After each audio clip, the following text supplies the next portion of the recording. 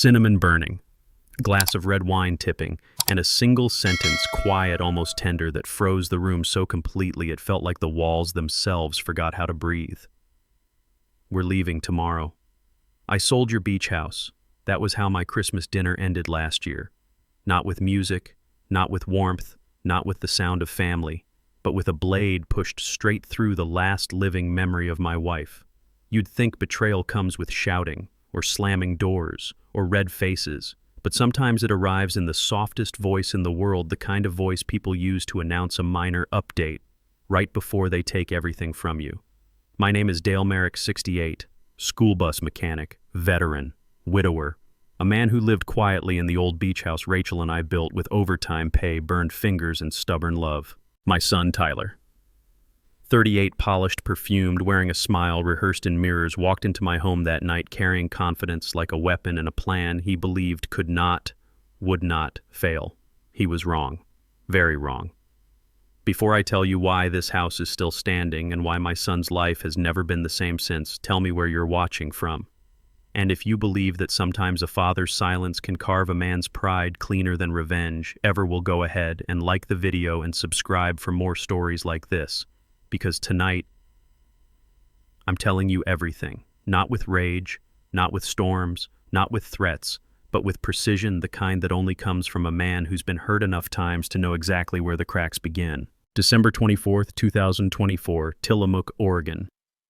If you've never heard December wind slam against the windows on the Oregon coast, let me describe it. It feels like a giant leaning its cold face against the glass, breathing slow, watching you. That's how Christmas Eve began. I set the table early, 2 candles, a pot of chowder steaming like a memory, a small roast beef, simple, honest, enough. I wasn't expecting joy, just a moment of quiet, the kind that used to fill this home when Rachel was alive. Tyler arrived 30 minutes late, didn't knock, didn't smile, just pushed the door open, wrapped in cologne that didn't belong in a house built of old Oregon pine. Brooke stepped in behind him, heels clicking sharp as judgment. Her beauty was the kind you don't touch, cold, polished, expensive, a diamond with no warmth. Eleanor, my neighbor, Rachel's closest friend, stood to greet them. Tyler nodded out of obligation. No warmth, no spark, nothing that resembled the boy I raised. I took my place at the head of the table. Sit. My voice was calm. Age has a way of teaching a man that control has nothing to do with volume. We ate, or pretended to. Eleanor talked about the church fundraiser. Brooke talked loudly about people in Austin she wanted us to be impressed by. Tyler barely lifted his eyes from his phone, and watching him, the silence between us, I felt something shift. A weight. A warning, a darkness. Tyler used to laugh on Christmas. Big, wild, childlike laughter. Tonight he was a shadow sitting at my table. I raised my glass, trying to salvage something, anything from the night. 3 seconds of peace. Then Tyler placed his glass down. Not slammed, not dropped, just placed it. But the sound cut through the room like a thin surgical blade. He looked at me, unblinking, unmoved. We're leaving tomorrow, he said. I sold your beach house. I heard every word. Clear, cold, precise. Brooke smirked, a razor's edge disguised as a smile. It's old Dale, she said softly. Letting it rot is such a waste. The wind pounded the windows. The clock on the wall dragged its seconds across the silence like a slow, merciless knife. I didn't speak. Not because I had nothing to say, but because Rachel once told me, if Tyler loses himself, don't reach for him with anger. Reach for him with what stays. So I didn't move, didn't break, didn't let the pain spill out, not even when the world inside me fractured. Eleanor's breath caught. She opened her mouth, then shut it. This was between father and son, and she knew the rules better than anyone. Tyler leaned back, satisfied, oblivious. Blind to the damage he'd done to the man who raised him with oil-stained hands and tired bones. We continued the meal, but nobody ate, nobody tasted, nobody swallowed. The air thickened, the food cooled, the wine soured on my tongue. I stood and walked to the window. The winter ocean spread before me, black, endless watching. And there, as if summoned by fate, I saw a glow at the edge of my yard. Ruth, my neighbor, known for filming everything to send to her daughter in Seattle. Her phone was raised, recording, screen reflecting against the winter dark. I didn't know what she had captured, not yet. But by morning, her video titled, "Tyler Merrick says he sold his dad's house on Christmas Eve" would burn through every phone in town like a spark on dry grass. Still, that wasn't the true shift of the night. The moment that changed everything was quieter. A whisper inside me. A realization. I turned from the window, looked at my son, and the words echoed in my chest. Something's wrong. Not with what he said, but with what's behind his eyes. Because Tyler didn't look triumphant. He looked cornered, pressed, fractured. He looked like a man pretending he was in control while drowning in something much darker. And suddenly the betrayal made sense. My son hadn't sold the house out of greed. He'd sold it because he was already falling. Because something or someone was pushing him toward a cliff he could no longer step back from. Christmas Eve didn't explode. It imploded. No fists, no shouting, no broken plates. Just a quiet, fatal collapse of the last bridge between us. The waves crashed outside, the candles flickered, and I understood this was not the end of a fight. It was the beginning of a war. A war fought not with rage, not with vengeance, but with the deepest punishment a father can deliver. Silence, the kind that breaks a proud man clean in half. The night didn't end with an answer. It ended with a wound. And the truth, the real truth, was already on its way to the surface. Rising, swelling, inevitable, just like the tide. Christmas morning in Tillamook isn't like anywhere else. There are no bells, no postcard snow, just wind salt in the air and that hollow feeling sliding down your spine like a warning you can't quite explain. I reached the county garage at 6 a.m. Habit, routine, sanity. When life gets too loud, I hide in the one place where everything makes sense, the yellow school buses. They don't lie. They don't betray. They only break when you stop taking care of them. I slid under bus 14. Cold steel pressed into my back. The smell of engine oil hung thick, so strong you could taste it. The world under a bus is different, honest, orderly. Every sound means something. The click of a wrench tightening a bolt. The drip, drip, drip of an old line giving away its age. That's the sound of my life. Real, straightforward, nothing like last night. I was tightening the brake assembly when my phone buzzed inside my jacket. Barely a sound, but under there, inside the metal silence, it felt like a siren.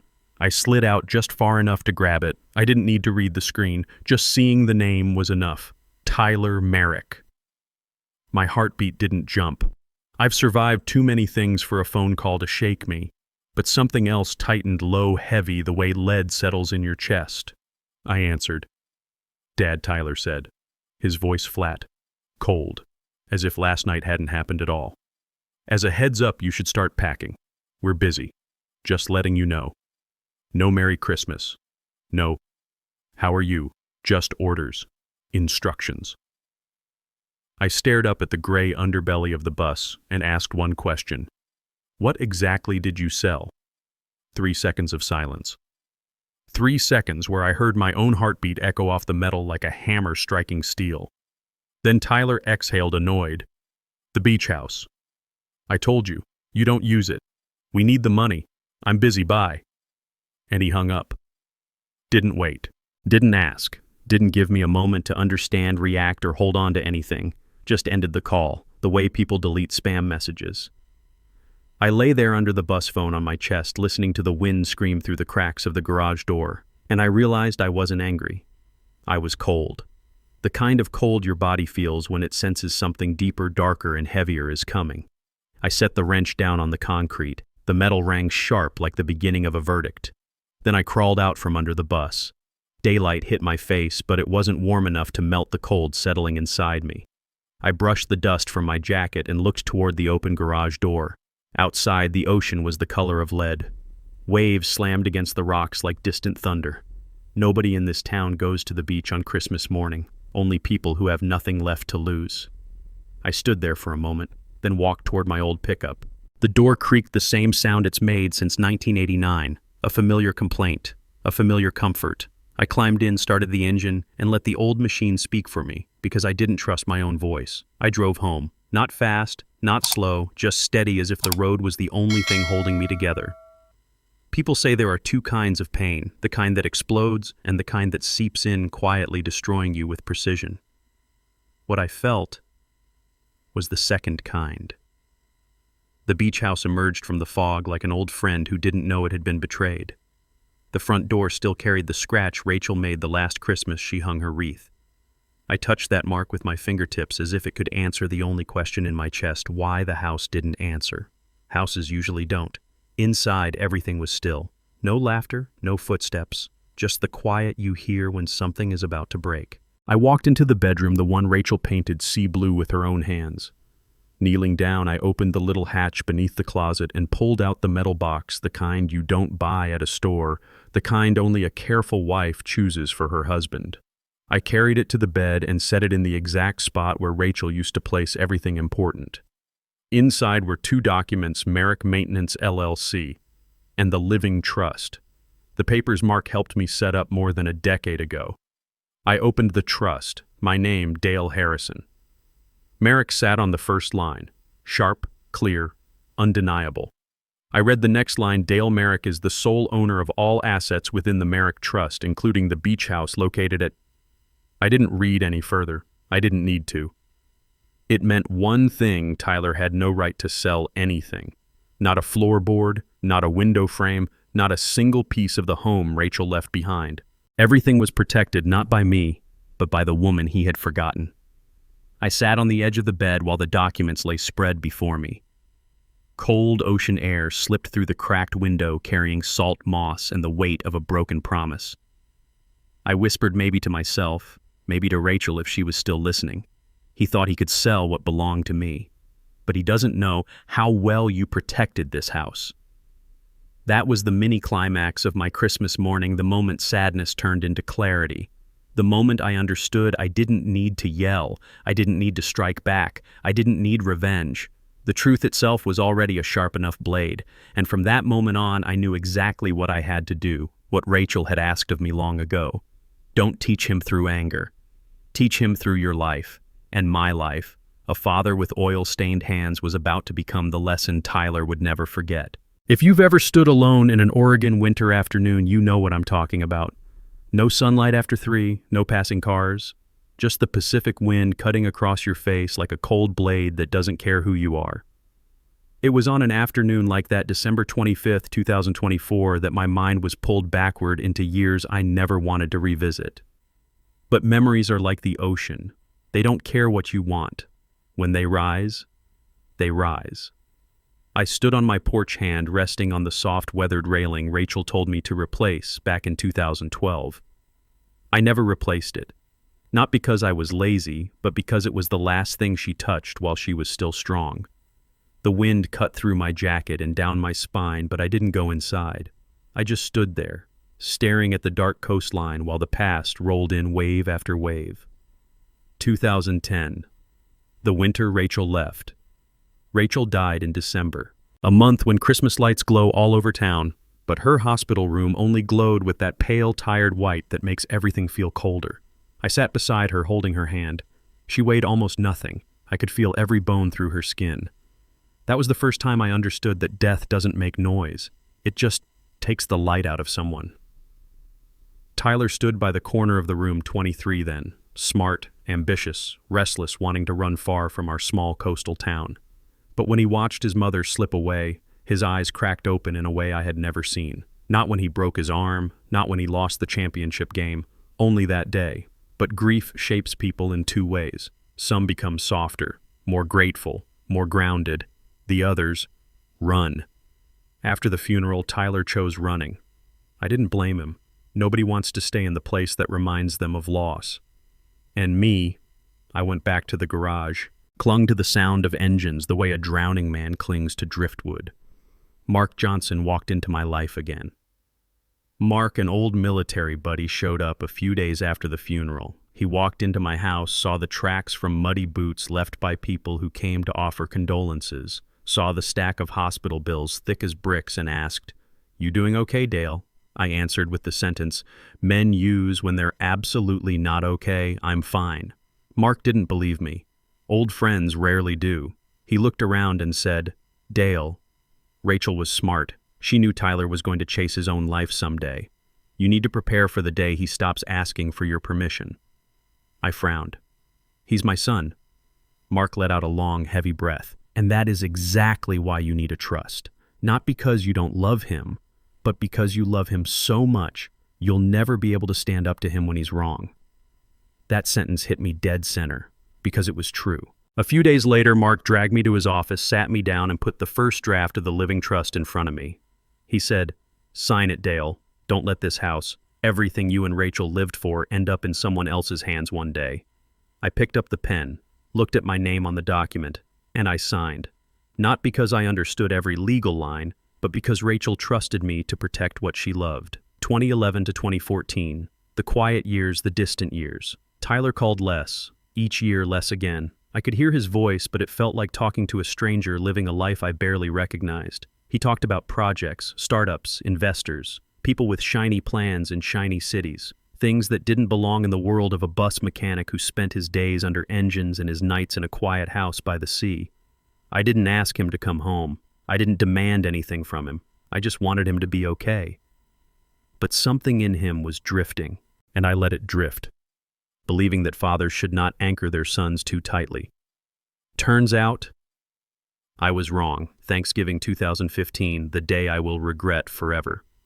That year, Tyler came home. He arrived early, coat expensive, hairstyled, walking like someone used to giving orders. Mark came too. He placed a stack of papers on the kitchen table, the trust amendment and the final Merrick Maintenance LLC documents. Tyler, Mark said, "Sign here. Just updates. It protects the property. As long as your dad is alive, nothing can be sold. You'll inherit everything later."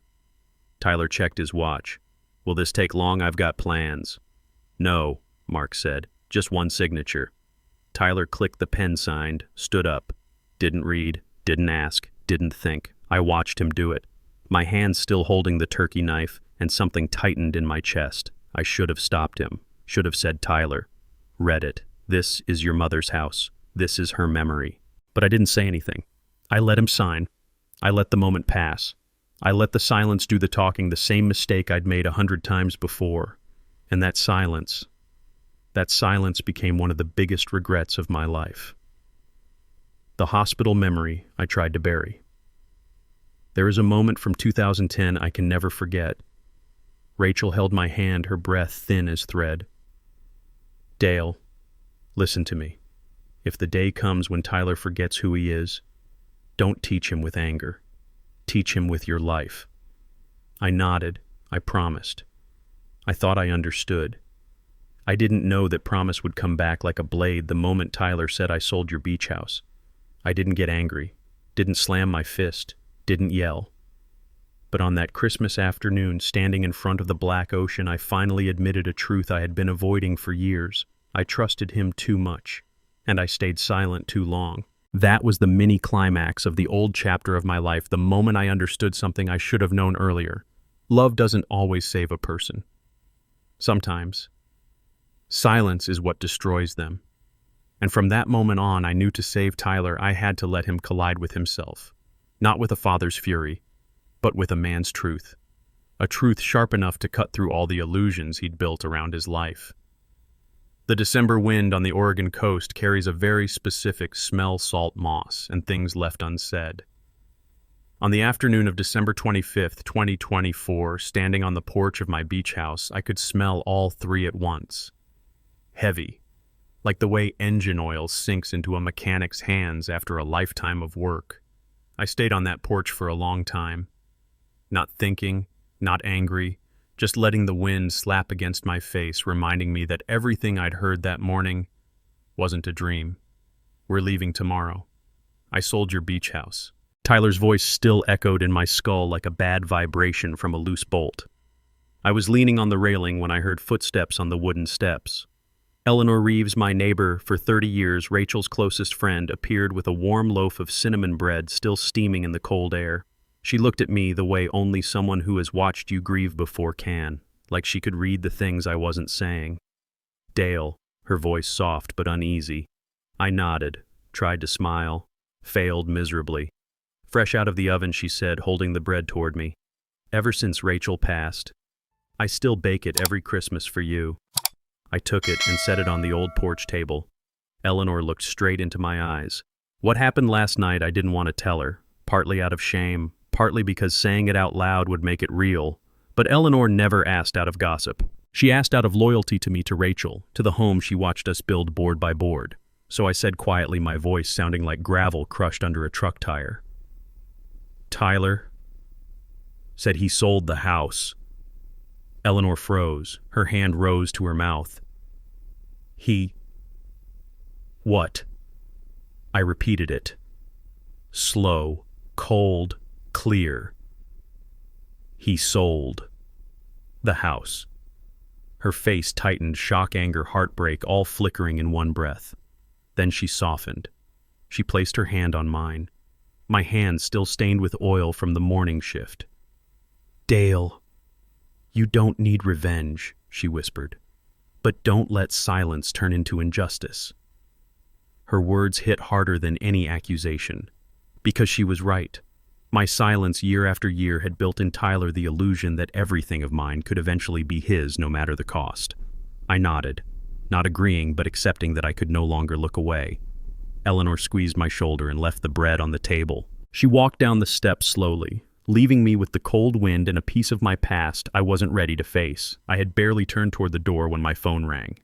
Mark Johnson, I answered. Dale, Mark said, his voice tight as wire. I just received an alert from the bank. What kind of alert, I asked. There was a pause, small, but enough for me to know this wasn't simple. There's a property transaction linked to your beach house, he said. A transfer packet was submitted through a realtor, but the signature doesn't match the original on file. I closed my eyes. Mark continued, Dale, I'm not trying to scare you, but something's off. The bank wants me to verify legitimacy. We need to meet. A gust of wind ripped across the porch, sharp like paper tearing. I asked, Do you think Tyler is involved? Mark didn't answer right away. He inhaled deeply. I think someone is trying to push this deal through faster than the law allows. And that someone knows you don't check email often. I opened my eyes and stared at the ocean. Waves slammed into the rocks, white foam exploding like smoke. When can you come by? I asked. Tonight, he said. I'm bringing every copy. I hung up. The sun had already slipped behind the roofline, leaving a thin, washed-out glow across the window pane. And in that moment I understood something with a clarity that felt like ice carving into bone. I had crossed the point of no return. This wasn't about a father's hurt feelings, wasn't about a son's temper. Someone had touched my paperwork, my life's work, Rachel's memory. That wasn't an accident. That evening I sat alone in the living room. The heater rattled, the wind shrieked through the window frame, the light flickered across Rachel's photo on the wall. I stared at her picture so long the room around it faded. Then slowly, like remembering the layout of an engine I once rebuilt, blindfolded, the pieces began to click. Tyler had been unusually quiet all December. Brooke had been pushing the move harder than usual. A realtor had been spotted in town asking about a scenic house to photograph. Women at the market whispering about the Merrick place going on sale. And now, a mismatched signature from the bank. This wasn't a moment. This wasn't a mistake. It was a chain, a fuse burning straight toward a truth I didn't want to see. What had Tyler gotten himself into? And the second question, the one that hurt deeper, how far had I let him drift away from me to allow this to happen? That was the mini-climax of the afternoon. Not a shout, not a collapse, but a decision, quiet, cold, sharp, like the very blade I use in the garage. I understood then I could not destroy Tyler. I didn't want to. Rachel would never forgive me for that. But I also couldn't let him keep falling, so I would do the only thing left. I wouldn't attack him. I wouldn't expose him. I wouldn't drag him through the mud. I would let life hit him. Let consequences do the teaching I'd been too soft to do for 10 years. And in that wind-torn, salt-stained Christmas afternoon, on that porch, I finally began to plan. Not a plan to ruin Tyler, but a plan to make him see the real version of himself. The version he could no longer run from. The morning of December 26, 2024, dropped a blanket of fog over Tillamook so thick that I had to turn on my headlights at 8 a.m. The days after Christmas on the Oregon coast always look silver, the color of something rotting quietly beneath the surface. I drove to the bank with the same feeling a man has when walking into a battle he never asked for, but has no choice but to fight. The Tillamook Bank sat on the corner of 3rd Street, its glass walls reflecting a cold, white sky. I pushed the door open and instantly felt out of place, the smell of expensive perfume, leather chairs shining like polished boots. Air conditioning humming too quietly. This wasn't my world. My hands smelled like oil and metal, and they didn't belong here. But paperwork, the one thing I never wanted to touch, had dragged me into this building. Clara Thompson recognized me the moment I walked in. A woman in her 40s with her hair tied low, eyes sharp like someone who's seen too many financial tricks to still be surprised by anything. "Mr. Merrick," she said, calm and clipped. "Room 3, please. I have everything ready." The room was small, 2 leather chairs, a pale wooden table, and frosted glass behind me that made me feel less helped and more interrogated. Clara opened her laptop and turned the screen toward me. "This is the transaction file submitted on December 22nd, she said. "A sale contract for your beach house was emailed directly to our legal department." My heart didn't break, didn't pound, didn't twist. It merely cooled like steel left out in winter. I asked, "Whose email?" "Not Tyler's," Clara said. "It came from a realtor, Mitchell & Lowe, Portland branch." Before I could respond, she scrolled down, and this, she added, is the scanned signature that was attached. I looked. For one split second, I almost believed it was mine. But no, I've lived 68 years, I know my own hand. This signature was stiffer, straighter, missing the slight curve I've had ever since my hand injury back in '87.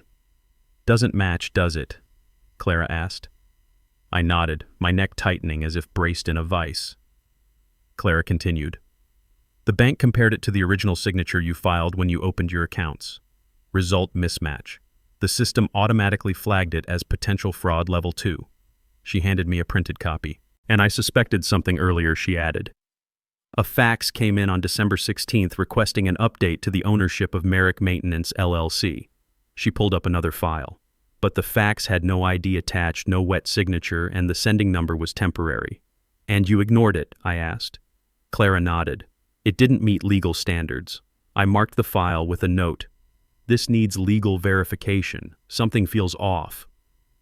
Those words hit me with the same sharpness as a wrench dropping on cement. Something feels off. And in that moment, I knew Clara wasn't the only one who had felt it. She went on, her voice still professional but shaded with irritation. "Mr. Merrick, this transaction isn't normal. The timing, the format, the attachments, they all feel rushed. Someone was trying to push this deal through before you noticed." I looked her straight in the eye. "I didn't sign anything." I know, she answered immediately. "If you had, I wouldn't have contacted your attorney." I breathed in slowly. In my mind, the image of Tyler flashed, the little boy in the red sweater running along the beach, overlaid with the man sitting at my Christmas table with that distant, hollow stare. "How old is he?" Clara asked suddenly. 38, I said. Clara exhaled. "That age group, too many get sucked into things that aren't real. Fast investments, fake startups, spouses who want bigger, farther, richer. You're not the first father whose child tried to move their assets without asking." She paused, then spoke more softly. "But not every father has a legal structure this solid. Someone protected you well." I looked at the papers. The thing protecting me wasn't the bank, wasn't the LLC, wasn't the law. It was Rachel. "Do you want me to print everything?" Clara asked. I nodded. "And keep it secure. No access to anyone. Not the realtor. Not the Portland office. No one." Clara printed the entire file, thick as one of my old maintenance logs, and stapled it into a brown envelope. I took it, my hand still smelling faintly of engine grease. "And Clara," I said before leaving, "don't call Tyler about this." "I won't," she said. "The bank follows procedure. The rest is family business." Family business. She was right, and no one could handle that part for me. I stepped out of the bank. The cold air hit my face like a slap soaked in reality. Tyler had gone too far. Far enough to believe that forging his father's signature, the man who carried him through the rooms Rachel painted, was just another step in a process. I didn't feel anger. Anger is for people who've lost control. I hadn't lost control. What I felt was a stillness so deep it could break anything I touched.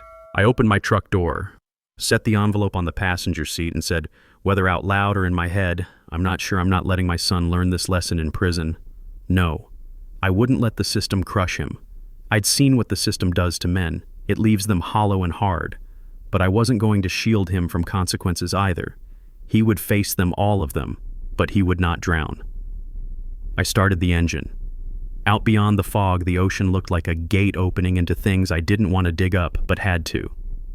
The brown envelope shifted slightly on the seat as the truck rumbled over the uneven road, each bump a small cut.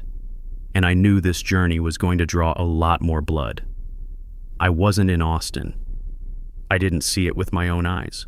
But the reports, the bank logs, the documents Mark pulled, and the fragments Tyler confessed in the days that followed. Put together, they formed something sharp, a truth that cut even deeper than the betrayal itself. Tyler and Brooke flew to Austin on the morning of December 26th, just hours after Tyler looked me dead in the eye and said, I sold your beach house. While Oregon was drowning in fog and cold salt wind, Austin was exploding with sunlight, the kind that blinds you before it warms you. The airport buzzed with Christmas travelers, but Tyler wasn't seeing any of it. His whole world had been reduced to the pitch deck in his laptop, the big meeting, and the belief that the beach house money would save him. A belief built on nothing but sand.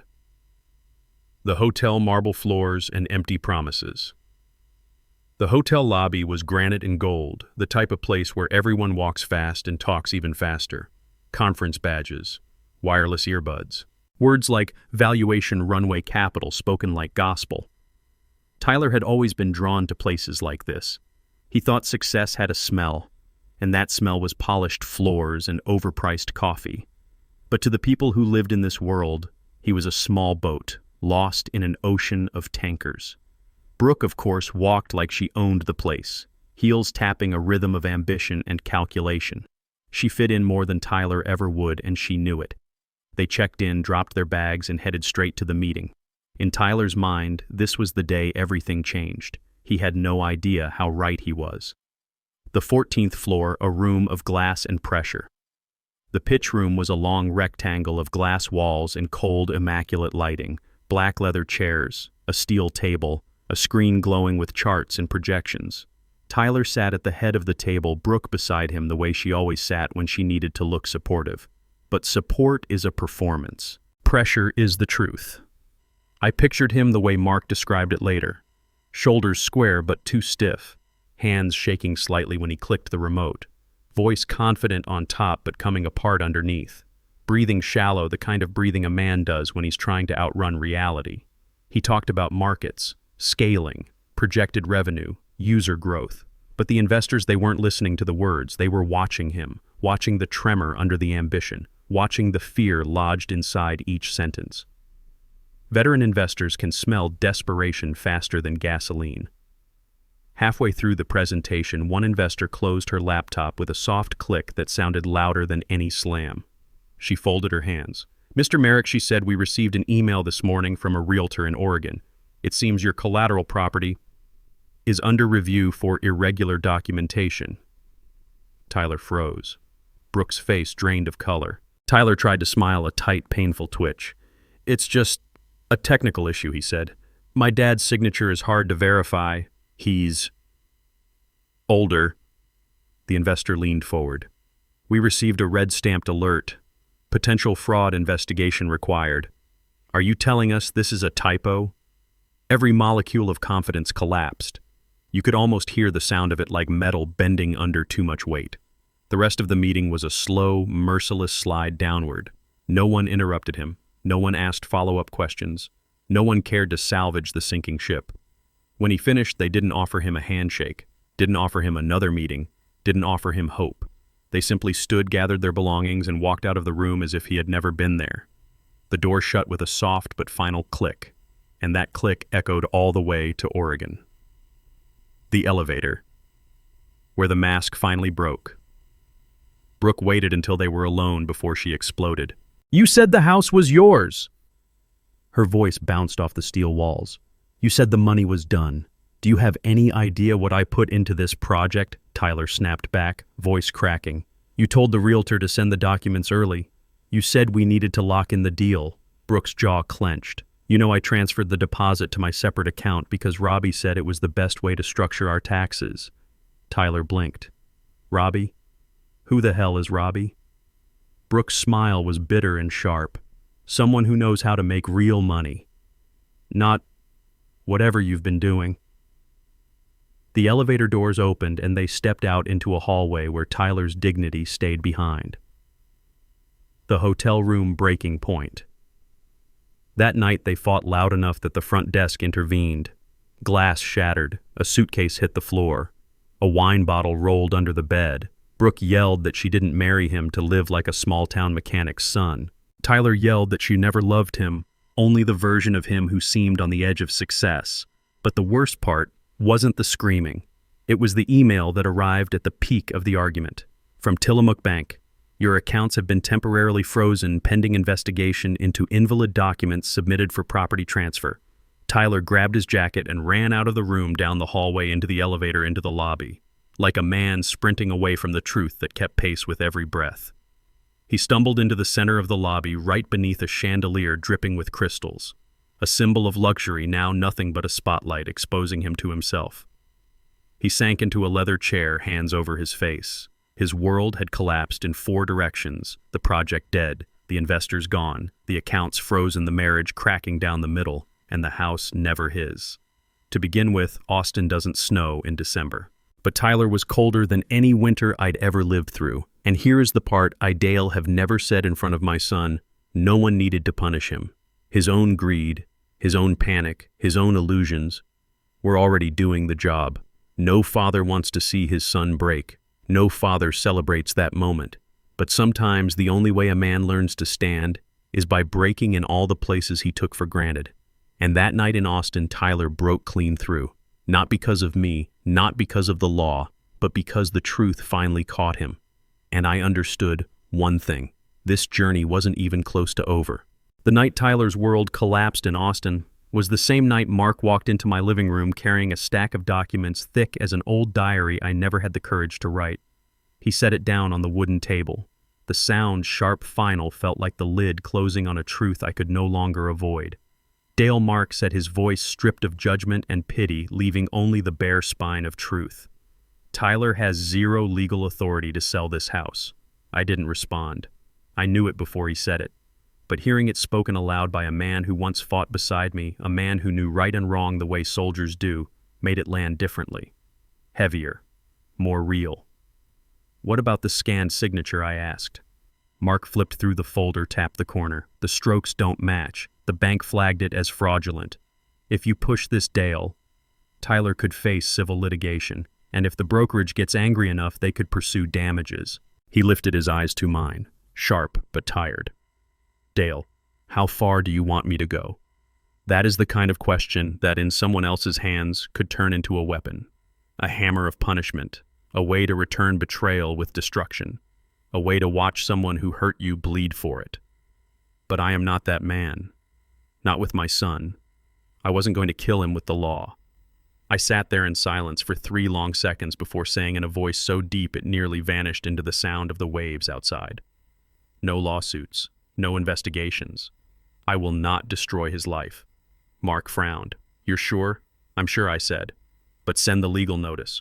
Warn him. Force him to face the truth. Mark nodded slowly. He understood me. He always had. That night after Mark left, I stood alone in the hallway of the beach house. No lights except the old heater casting a weak glow across the floorboards. The wind pounded the front door.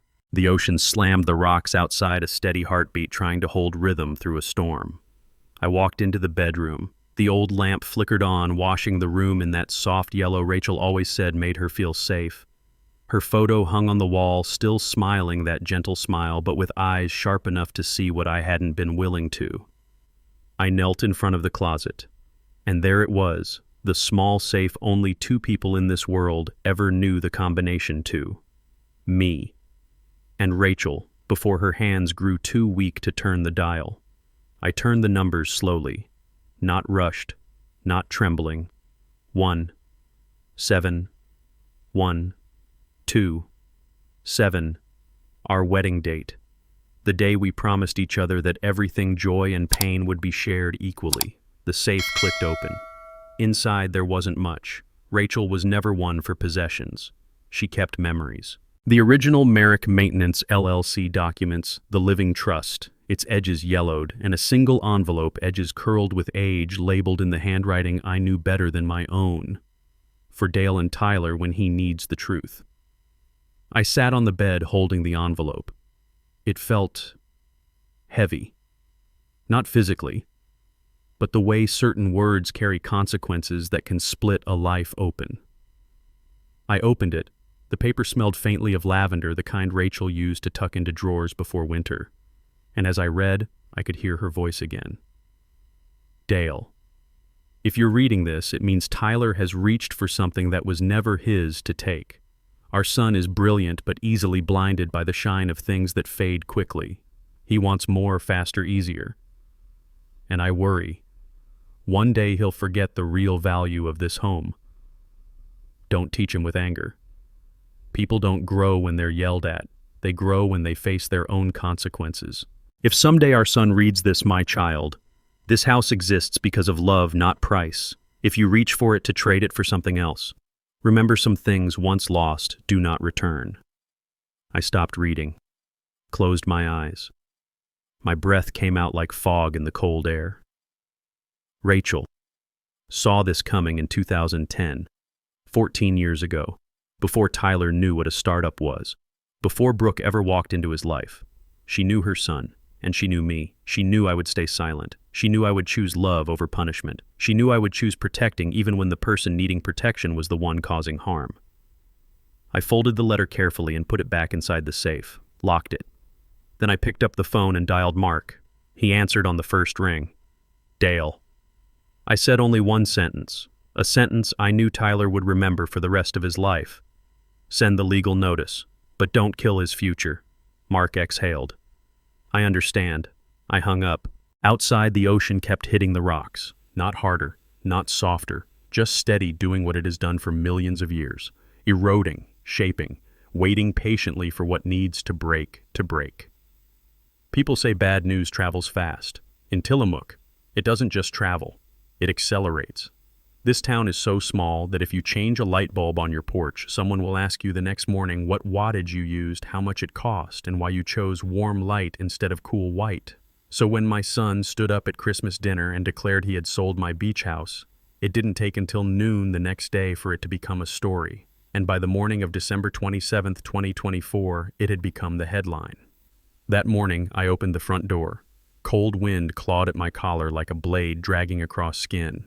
There on the doorstep lay the Tillamook Coastal Bulletin, a newspaper thin enough to see through, yet sharp enough to cut deeper than any knife I've held.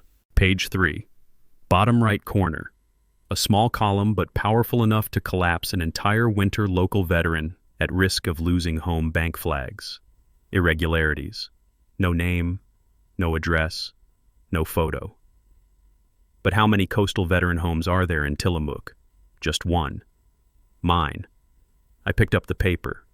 The dampness from the sea clung to the page, sticking to the grease-stained fingers of a mechanic who could no longer hide what he never wanted seen. I read it all. Every word. Every punctuation. The reporter wrote it like someone who'd heard it firsthand. Maybe Ruth, the neighbor who records everything, or someone sober enough at Christmas dinner to realize how wrong Tyler's words were. A thin line near the bottom read, "Sources say the bank flagged unusual activity involving the veteran's coastal property." One sentence. And enough to let the whole town know Tyler was involved. Dale was in trouble. The Merrick home was no longer safe.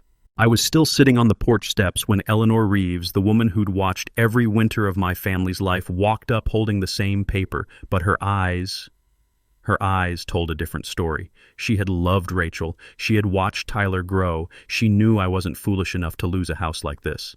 "I've read it," I said before she opened her mouth. She didn't sit at first. She stood there like a doctor studying a patient who refuses to admit he's sick. "There's talk at the market," she said softly. "I heard a woman say your son is trying to force you out." I didn't respond. Not because I was surprised, but because I knew this rumor would spread to the grocery store on Main Street, the repair shop, the bar by the pier. Eleanor placed the newspaper on the wooden table. Dale, I know you're trying to protect Tyler. Everyone can see that. She paused. But don't let your silence become the shelter where unfairness grows. I turned toward the sea.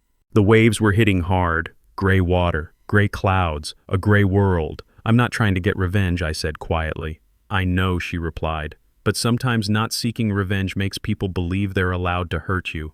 Her words landed like a needle pressed into a nerve I hadn't let anyone touch since Rachel died. I don't know if Tyler will ever understand, I murmured. Eleanor placed a warm hand on my shoulder.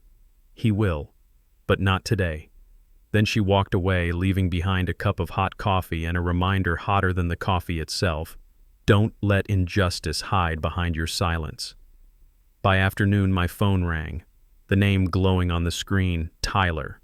I looked at it the way a man looks at a knife that's already cut him once. For the first time, I didn't rush. I let it ring. Once, twice, 3 times. Only when the ringing turned desperate, insistent, like fate pounding on my door did I answer. I didn't speak. I waited.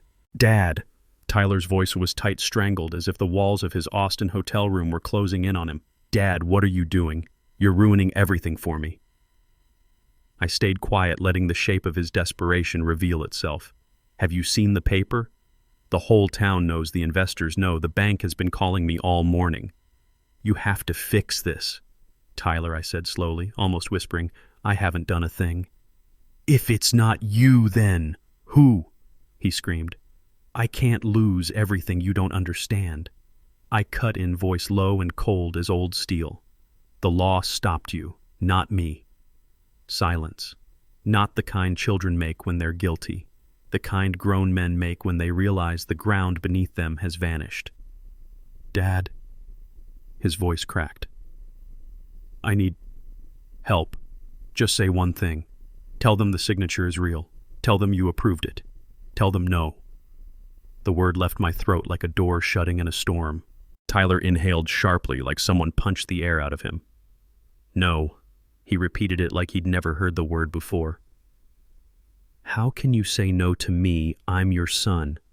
This is where a soft father would apologize. But I didn't. I'd been soft too long. I am your father, I said, and because of that, I won't lie for you. A small, broken sound escaped him. Not crying. Something worse. Dad, please. Tyler. I cut him off again. You're talking like a boy afraid of being punished. When you're ready to speak like a man accepting responsibility, you know where to find me. And then I did something I had never done in 38 years. I hung up first. The moment my thumb hit end call, the house fell into a silence so complete I could hear the waves smashing against the rocks outside. I set the phone down. My hand didn't shake. My heart didn't race. For the first time in a long time, I wasn't afraid of my own son's pain. For the first time since Christmas Eve, I drew a line. Not with anger, not with revenge, not with ego, but with truth. A father's truth. The kind that stops chasing. The kind that waits. The kind that forces a man to face himself. I looked up at Rachel's photo on the wall. She was smiling, soft, gentle, but her eyes were sharp, as if asking, "Did you finally do it?"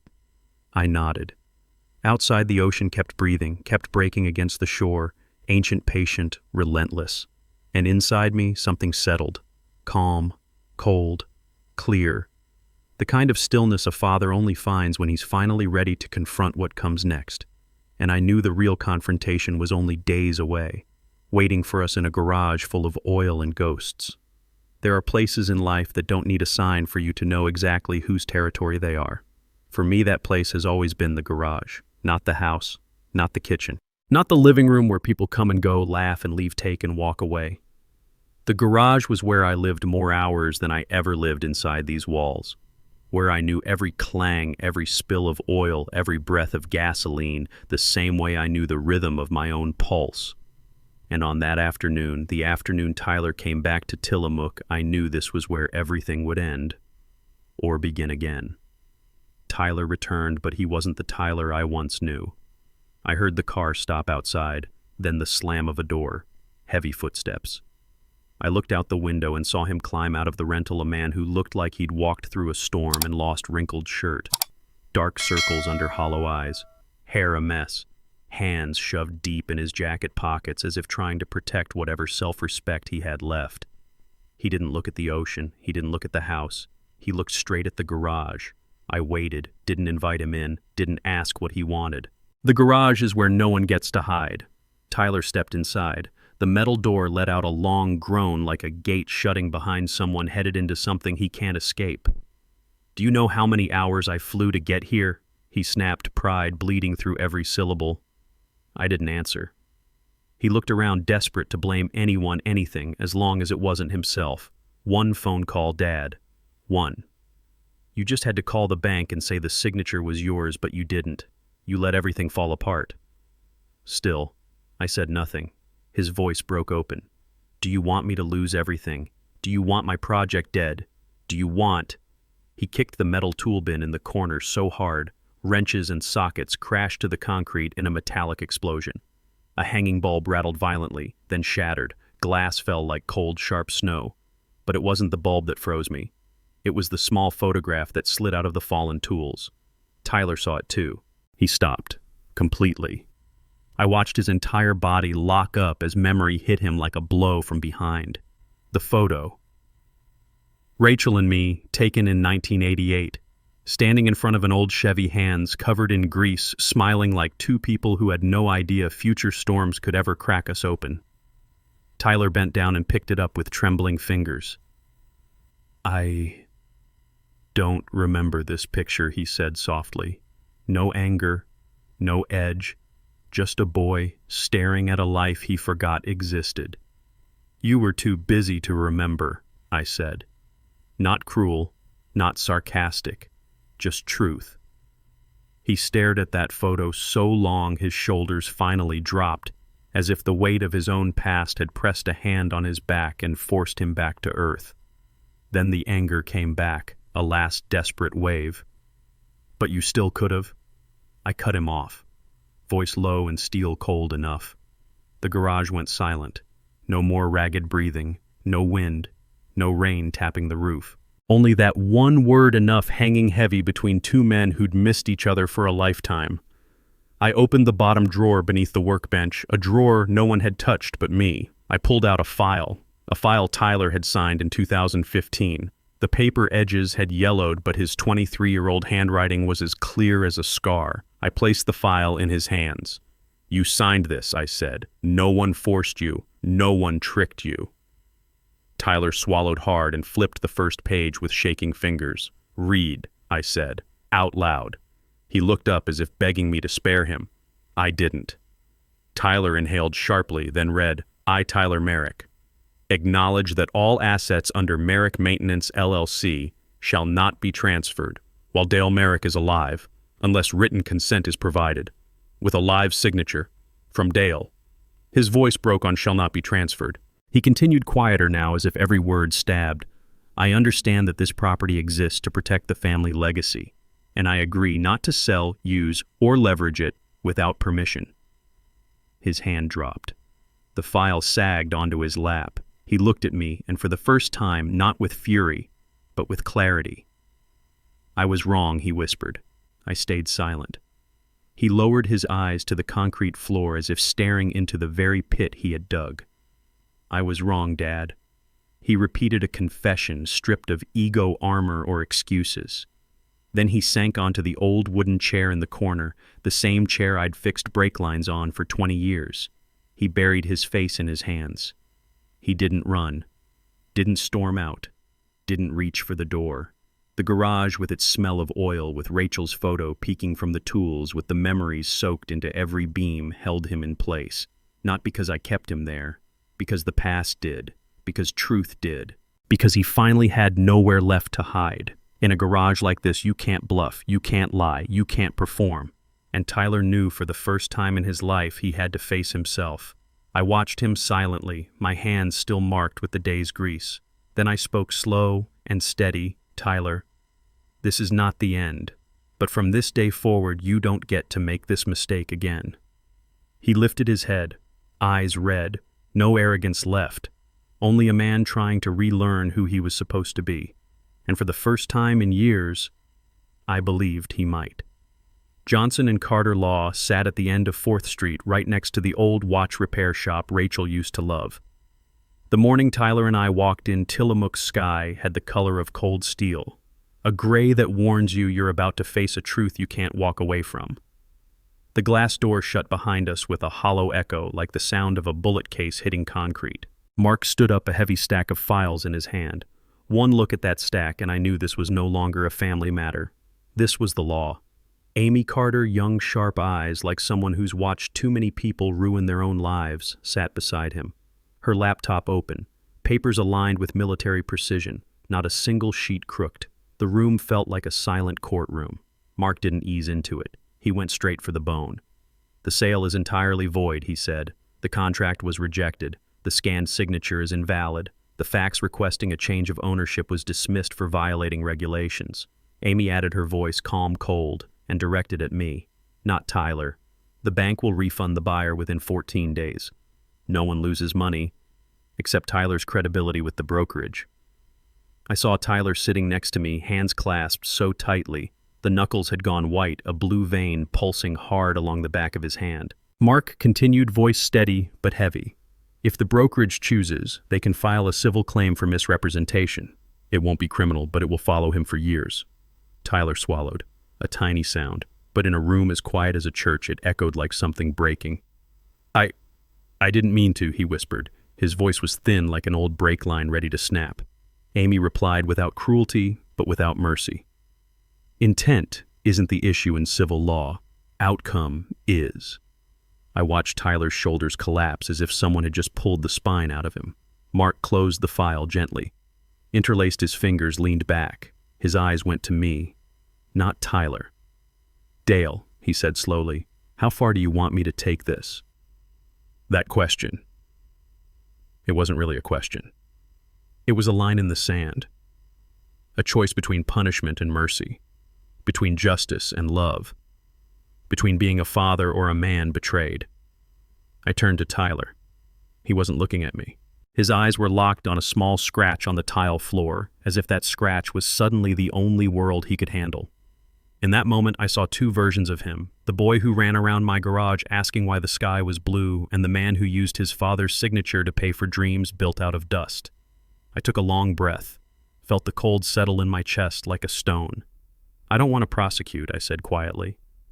Tyler's head jerked up, eyes red wide.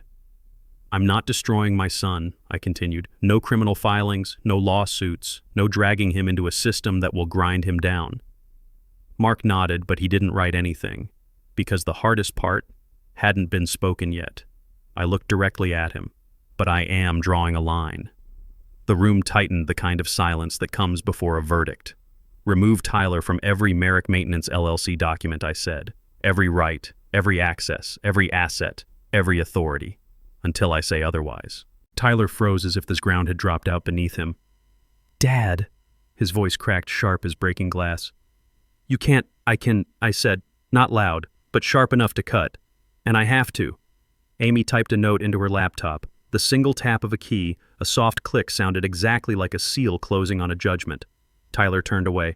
I saw his shoulders tremble for a moment, not crying, just the shock of watching his pride peel away. The meeting ended. Mark shut his laptop, opened a drawer, and pulled out a small envelope, old, worn at the edges, yellowed by years. He placed it in my hand. "This," he said quietly, "Rachel gave to me when she set up the trust." His voice softened. "She told me to give it to Tyler only when—" He glanced at Tyler, then back at me. "When he's hurting enough to actually listen." The room tilted, or maybe it was just my heart shifting under the weight of it. I held the envelope. It was light as breath, yet heavy as a cathedral. Tyler stared at it, eyes a mix of fear, hope, and shame. "Dad," he whispered. "Is that from Mom?" I nodded. And in that second, the storm inside him quieted just a little. As if he knew there are truths a father can't deliver, but a mother can. I slid the envelope into my jacket, zipped it closed. Mark asked softly, "Will you give it to him?" I looked out the law office window. Outside, the coastal wind swept sand across the street in thin gray ribbons like smoke. "Yes," I said, "it's time." Not because I wanted Tyler to hurt, not because I wanted to punish him, not because I needed to win anything, but because I knew some truths can only be spoken by a mother's hand, and some lessons a man must hear when he has finally been cracked open enough to receive them. That afternoon, inside a quiet law office that felt more like a courtroom, I understood something. Tyler's journey wasn't ending. It was beginning. And the next chapter wouldn't involve lawyers, wouldn't involve banks, wouldn't involve signatures or statutes. Just a letter and two men, a father, a son, inside a small beach house where the waves have always told the truth even when people didn't dare to. The beach house was so quiet that night you could hear the ocean breathe. Not the waves, but a sound closer to someone standing outside the door, gathering a long, heavy sadness in their chest before knocking. Tyler sat alone in the dining room, the same room where Rachel once placed a jar of lavender every morning. There were no flowers now, only a warm yellow light resting on his face, the face of a man standing on the thin line between collapse and awakening. In front of him lay the envelope, old, yellowed at the edges. Rachel's handwriting soft and certain, like someone who knew this day would come. He opened it with shaking hands, as if peeling back an old wound. He read in silence, but in my mind, Rachel's voice filled the room as clearly as if she were standing right behind him. "My dear Tyler, if you are reading this, it means you have gone farther from home than your heart was meant to go." Tyler swallowed hard. I stood on the porch listening through the crack of the door. Not out of curiosity, but because I knew a father can't stand beside his son when he meets the most honest truth of his life. His voice trembled again. "Your father is not perfect. He makes mistakes. He stays silent more than he should. But there is one thing he has done that you never learned to do. He keeps his word, no matter the cost."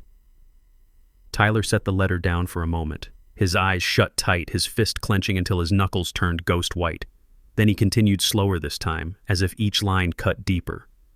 "If you're searching for someone to blame, look at your own hands first. If you're running from something, ask yourself what it is you fear." I heard a breath from him. A sharp, broken inhale, the kind a man lets out when truth hits harder than any fist. And then the final lines. "Try keeping your word, just once in your life. If you can do that, you'll understand why this house still stands even after the world tried to wash it away so many times. With love, Rachel." Tyler bowed his head onto the table, hands covering his face. No screams, no dramatic sobbing, just shaking like the little boy he'd once been, lost on a dark beach with no idea how to find home again. And I did not step inside. Some wounds can only be touched by a mother's hand. After a long while, Tyler opened the door and stepped onto the porch. The night wind slapped his face, turning his eyes redder but making him look clearer, sharper, older. "Dad." His voice was so small I almost didn't recognize it. I turned to him, not as a judge, not as a victim, just as a man standing in front of another man who was learning how to stand up again. He swallowed, searching for words. "I don't have anything left in Portland." The wind howled behind him, punctuating the truth. "Brooke's gone," he said. "Friends stopped answering. Investors blocked my number. I have nowhere else to go." I let him speak. Didn't interrupt, didn't rescue. "Can I stay here for a while?" He asked it, staring at the floor. No pride, no excuses, no mask. I didn't say yes. I didn't say no. I said the only thing Rachel would have said. "The garage needs hands to wipe oil and learn the trade. No title, no special treatment. No privilege because you're my son." He looked up, startled. I continued, my voice hard as winter surf. "If you're willing to start at zero, you can stay." His eyes reddened, not from fear, not from anger, but from realizing he was being given a chance, not a favor. He nodded, small but steady. "I'll do it," he said, the voice of a man bowing to the death of his old self. The next morning, Tillamook was steel gray, but the wind was softer. Tyler stood outside the garage, hands in his pockets like a kid arriving for his first day as an apprentice. No polished shirt, no expensive cologne, just him, bare tired, but honest. I opened the old tool cabinet, pulled out a new pair of work gloves, the exact style I bought him when he was 12 on the day he begged to help me fix the Chevy brakes. He stared at the gloves for a long time, as if his entire childhood was folded inside them. "Why do they look like the pair from back then?" he asked quietly. I placed them in his hands. "Because you need to start," I said, "from the exact place where you abandoned yourself." He tightened the gloves, didn't speak. But I watched his shoulders rise, not like a boy trying to prove himself, but like a man preparing for the first real day of the rest of his life. As he stepped into the garage, I watched him go, and a quiet voice echoed in my mind. Forgiveness doesn't mean forgetting. It means giving someone the chance not to repeat the same sin. Some winters pass without leaving a mark, and some winters etch themselves so deeply into your bones that you remember every breath, every cold morning, every step you took to survive them. Winter of 2024 was the first kind. Winter of 2025 was the second. It was the winter of repair, not the kind done with wrenches and metal, the kind done to a person, piece by piece, bolt by bolt. A year that began at 5 a.m. Tyler woke at 5 every morning. No alarm, no shouting, no one shaking him awake, just the sound of the garage door sliding open and the understanding that he needed to be there. Spring came late that year.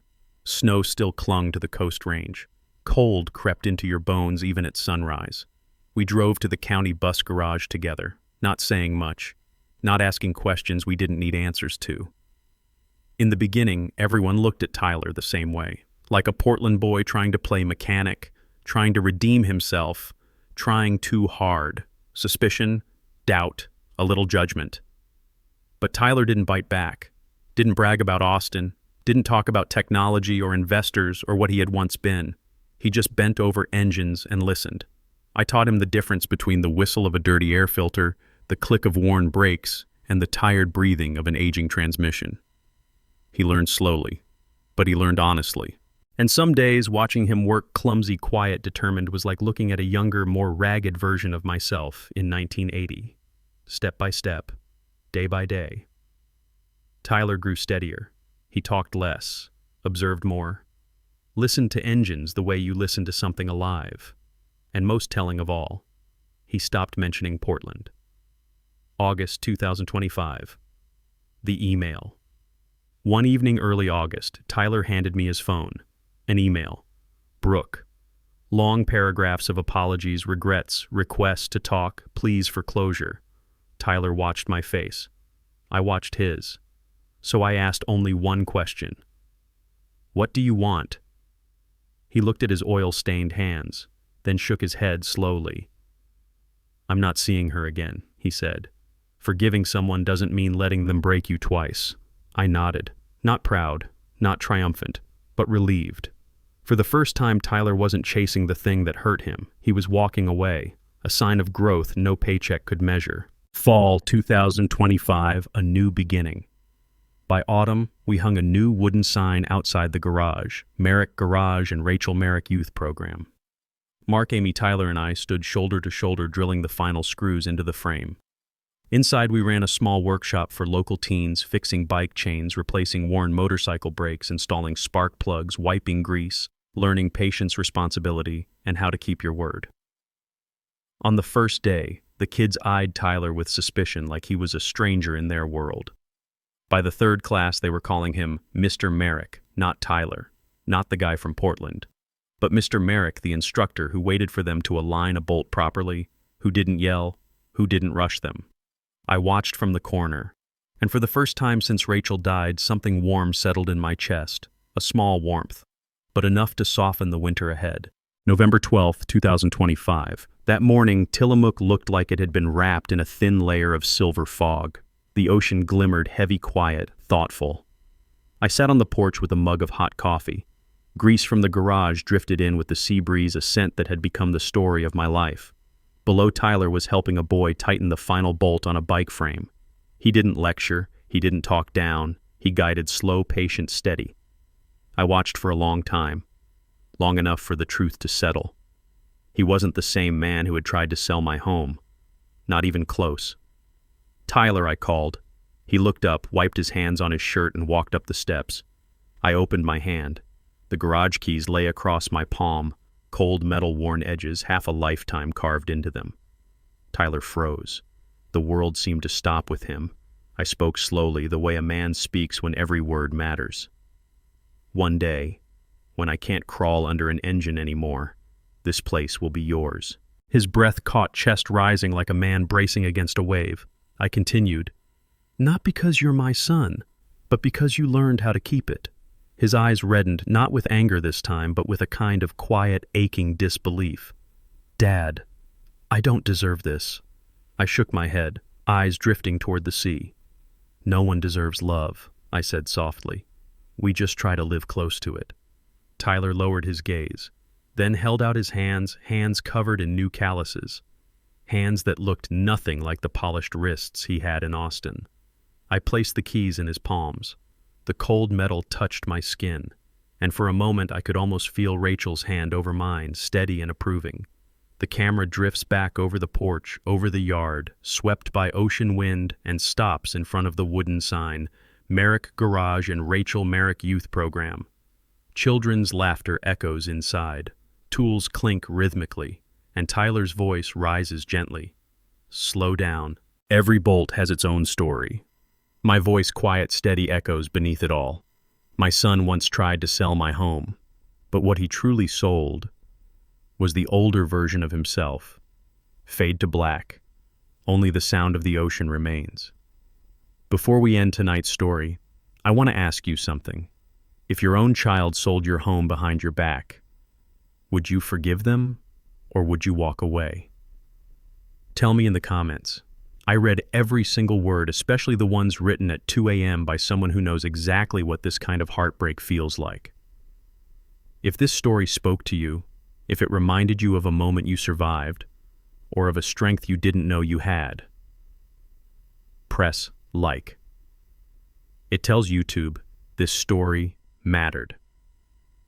Subscribe. If you want more real-life family justice, more quiet revenge, more stories where dignity wins, share this video with someone who once carried too much and said too little. And finally, thank you for listening. Your stories and your courage keep this channel alive. See you in the next story.